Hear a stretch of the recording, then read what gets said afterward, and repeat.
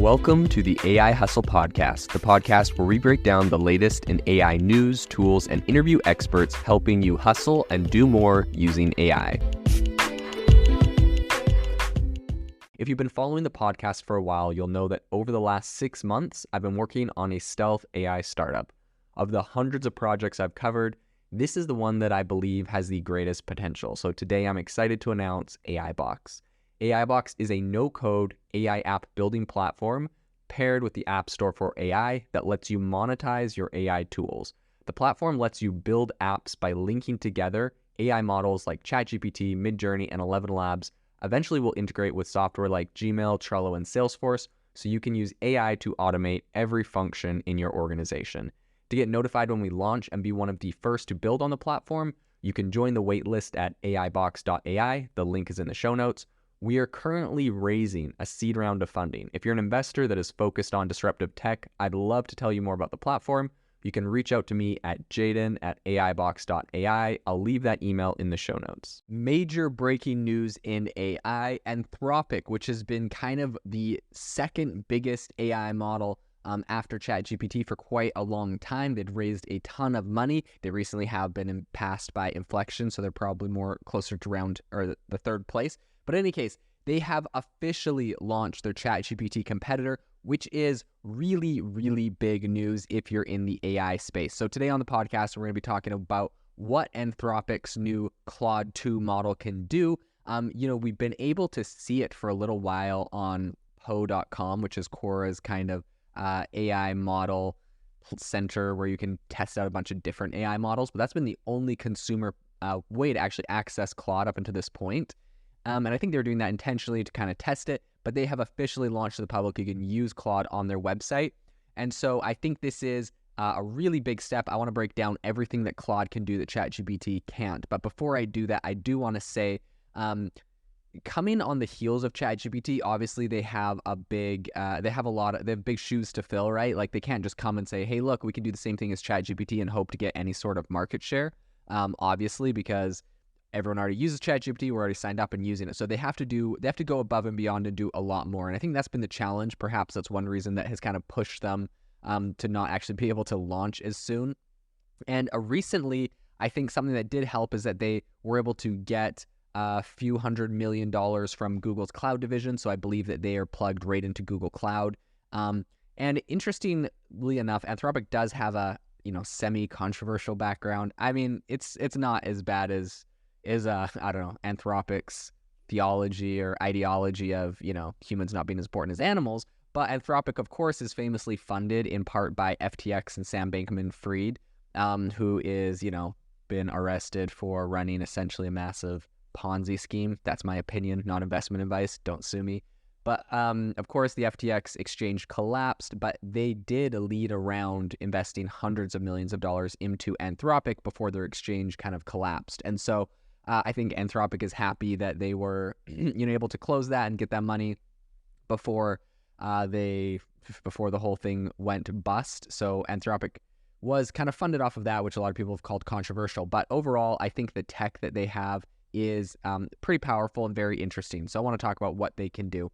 The first thing to know is that this new GPT competitor is only available in the US and the UK for public testing at the moment. So if you're in those two areas, you can try it. I will say something really impressive about Claude 2 is the fact that it can summarize up to 75,000 words. This is a massive difference from ChatGPT that has a 3,000 word limit, right? Orders of magnitude. This is more than 10x, right? And so it is almost, this is more than 20x what GPT-4 can do. So this is really, really big. And that actually has a lot of really powerful use cases that I want to talk about in a second. But really quickly, something else that I think is really important is the fact that Claude 2's knowledge cutoff is in the early 2023s. So, GPT-4 has September 21. It doesn't know anything that happened after that. This one seems a lot more fresh because it's, this year, relatively early this year, it has kind of its knowledge cutoff. And so you get just a little bit more updated information. Not perfect, of course, like there's things that have happened in the last handful of months, but it does have a little bit more accurate or more updated info. I wonder if ChatGPT or GPT-4 is going to try to feed some updated info into their model, or if they're just going to keep that hard cutoff date. In any case, Claude 2 also outperforms GPT on the GRE writing, on human eval coding, and bar exam. So they have a number of areas where they've obviously, prior to launching, have tested and really focused on making sure that they were doing better than ChatGPT. Of course, this platform can't be just as good as GPT-4. It has to be better. Otherwise, they're not going to be able to get users who are already, on that platform. So I think that's a big thing for them. Another really interesting thing it has, just this week we had ChatGPT announced Code Interpreter, which allows it to run code and kind of interpret code right in GPT-4. And so Claude 2 does have very similar abilities to ChatGPT's Code Interpreter. And I'll talk a little bit about some of those use cases in a minute. But one thing that I think is absolutely massive is the ability for it to import an entire PDF document and have it read the document and work on it. This is something that GPT-4 does not do, right? It only does whatever you give it in the text prompt. So you're able to upload entire documents very easily, and you're able to upload multiple documents and ask it questions about them, which is really cool.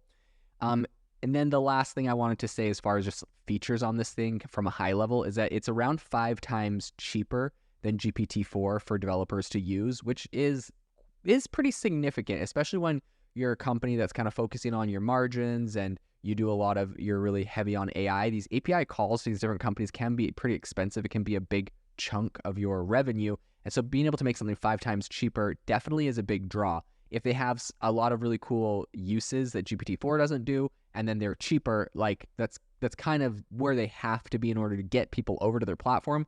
But that is a pretty compelling draw for people to go over and actually try this new Claude 2 platform. So I was looking at what Claude 2 was kind of capable of doing, and one really interesting use case I saw in their demo, they are demoing it, and they essentially said this to it. They said, "I am a scientist or a science enthusiast. Can you explain the importance of the first included paper? Describe its exciting new results to me in simple terms. For the second paper, please make a 2-column markdown table for me of the section headings in the paper and a corresponding detailed highlight from each section." Then they upload 2 separate PDF documents into Claude 2, and then it is able to essentially generate exactly what it's looking for. It's able to generate, something describing the results from the first scientific paper. It's able to do the 2-column markdown table based off of the second paper. And so I think what's amazing here is the fact that you can not only put PDFs in there, because that alone is really cool, but you can put multiple in there and ask it to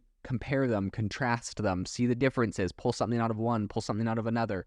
You're able to get a lot of really rich detail. This is absolutely an incredible use case for so many people. Scientists, people that work with data are going to love this, because you can put spreadsheets, you can put PDFs, you can put all sorts of data into this thing, and it will and then ask it questions about that data.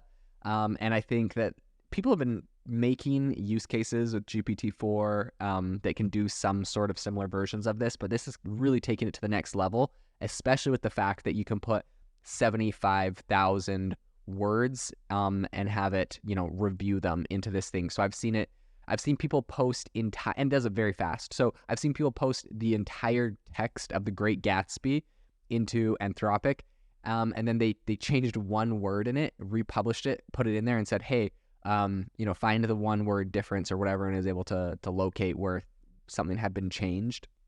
And it did it very, very quickly. So it's really good with these kind of massive document sizes. So if you're doing really big studies that have a ton of data or papers that are super dense, this is an awesome way to handle that. That's one amazing use case. Another really amazing use case I'm seeing out of Claude 2 is working with code. So similar to, something you could do with GPT-4 with their code interpreter, you can work with code in Claude 2. And this is something interesting I saw someone recently do. On their demo, they essentially said, "Can you help?" Okay, so pretty much they said, "What does this file do?" They uploaded a file, which was a JS file, and they said, "What does it do?" And then Anthropic said, or Claude said, This map.js file renders an interactive world map visualization using d3.js, some key things it does, and then it listed out some key things that this thing did. But essentially the code that they gave it was a giant, you can kind of imagine like a giant interactive map of the globe with all of the different countries in it, right? And after it kind of gave a description of what the file did, they next asked Claude to write code that added a mouse over to their interactive map. So they said, can you help add a mouse over tooltip that will display the value of a similar score column with the title similarity score?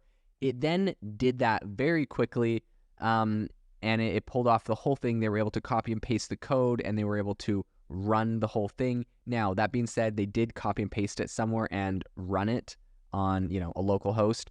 So I'd be curious to see if eventually they'll allow you to run code on their platform. That would be something kind of interesting. But it was, they were able to do it. They ran the code and it worked. It was fully functional. They had the full, they had the full map. And when they hovered over every single country, they had a similarity score, which is based off of something in their data.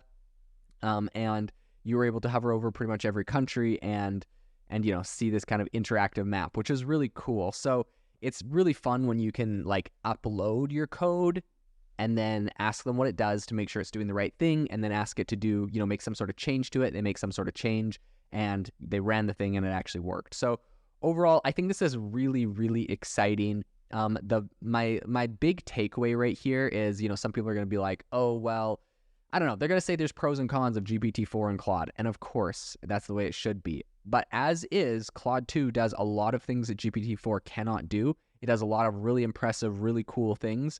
And I think the overall takeaway here is that this is a big win for AI. This is a big win for the AI industry, and it's consumers who are going to win at the end of the day here, because the more competition we have in this space, the faster AI development will happen, and the better tools and products we'll have. So overall, I think this is a really big win for everybody. I'm really excited. I'm going to do more of a deep dive on this in the future, similar to things I've done with tools like Inflections Pi, where I kind of tested some of its, ethical theories, and we found out that Inflections Pi model values a bee's life just as the same value of a human life, which is very concerning, especially if we're going to integrate that into any healthcare or military applications. And so, we've been trying to raise awareness around that. I've been reaching out on tweeting at people from the team over there, talking to them over on LinkedIn, trying to get them to fix that in their AI model.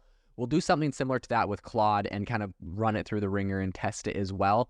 But in the meantime, I think from a performance perspective, overall, Anthropic does a lot of really powerful things with their new Claude 2 model that, frankly speaking, this is what you would expect to see out of a first tier AI model.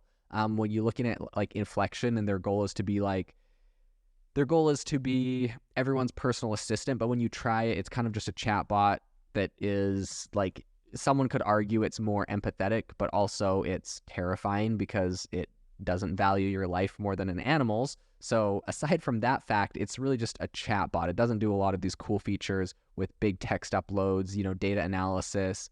It doesn't do some of these code implications and use cases. So I would have expected, with the amount of money that that Inflections Pi has raised, they'd be able to do something more like this out of Anthropic's Claude 2. And overall, big kudos to the team at Anthropic. I think you did a really good job pulling off something that is more powerful use cases for some things than GPT-4. That's not an easy thing to do. Obviously, ChatGPT is a massive product that is really successful, and so being able to compete with them on so many different levels and come up with so many different new features that they're currently not offering or able to do is a really big win. So kudos to the team over Anthropic, and you definitely should test out Claude 2 and see how this might be able to be used in your business. If you are looking for an innovative and creative community of people using ChatGPT, you need to join our ChatGPT creators community. I'll drop a link in the description to this podcast. We'd love to see you there, where we share tips and tricks of what is working in ChatGPT. It's a lot easier than a podcast, as you can see screenshots, you can share and comment on things that are currently working. So if this sounds interesting to you, check out the link in the comment. We'd love to have you in the community. Thanks for tuning in to the AI Hustle podcast. If you could do us a massive favor, we would really, really appreciate it if you could leave us a review wherever you get your podcast. This helps people find the podcast. It helps people know this is a good place to go. And we would really, really appreciate it as it helps us continue to bring on incredible guests and share incredible content for you to listen to.